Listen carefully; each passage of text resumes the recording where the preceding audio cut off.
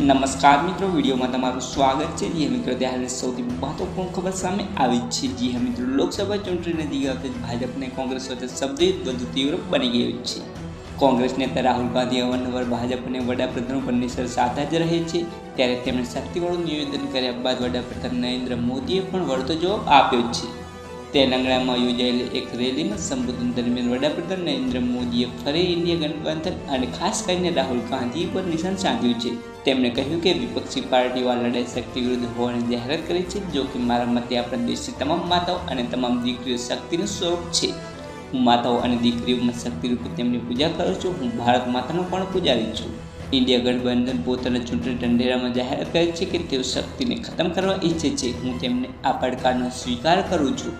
હું દેશની માતા દીકરીઓ માટે પણ મારી જિંદગી કુરબાન કરવા માટે તૈયાર છું।